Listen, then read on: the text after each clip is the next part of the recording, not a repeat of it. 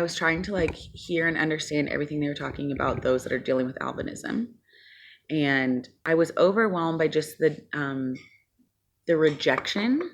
Like you could feel how much rejection and how much pain just like being in the room.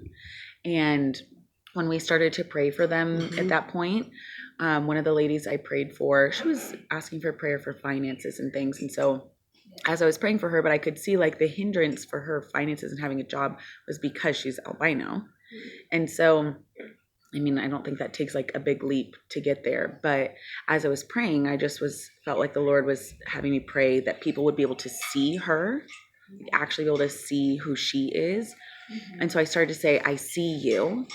And she started to cry. I started to cry. I'm just hugging her. And I just kept saying that over and over. I see you. I see you. And that was like the overwhelming part for me, is like the rejection that these people deal with consistently, the ignorance. And it's like, it's just simple education. And I know there is obviously the spiritual component of it, but it's both, you know, they go hand in hand. I think like our natural needs to understand and comprehend things as well. So even though there is that spiritual aspect of it, it's like, hey, just simple understanding goes a long way with this. But then like we were saying with the street kids, it's like, you know, the follow-up and how do I end up having a burden in my heart to keep the continued prayer. Like, how do you continue supporting these people when you like kind of fall in love with them a little bit and you know, like I've just prayed for them that one time, Lord, let somebody come in and water that seed, let them come in. It's interesting what you were saying about how a lot of people that get delivered in this type of way really need inner healing. Yeah. It's just not the most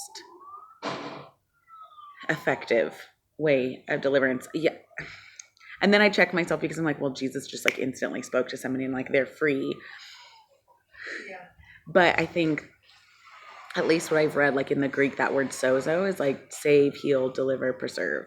So it's all four. It encompasses all of those things. And so I think it's necessary for us to pray that when I'm praying for these people, that it would encompass all of that. That it's not just a demon that leaves somebody, but that the Lord would touch their heart, would heal those deep places.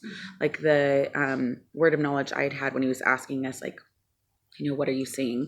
I saw miscarriages and abortions. And so I when he said it, I saw two girls stand up. So I went there first. And the first one I prayed for was just like, I just prayed in the spirit because, you know, you can start praying in English, but I don't know if she understands all of it. And my words fail, you know? And so I just started praying in the spirit and I could see her being touched by it. But it was like, that was in my heart as I was praying in the spirit, is like, let that heal that place, the brokenness in her heart, however she lost that baby.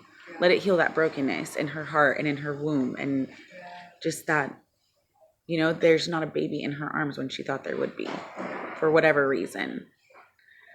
But yeah, I think that being like the intent of our heart is not just for this demon to come out, but for the whole person to be healed, the whole person to be saved, the whole person to be delivered. Yeah.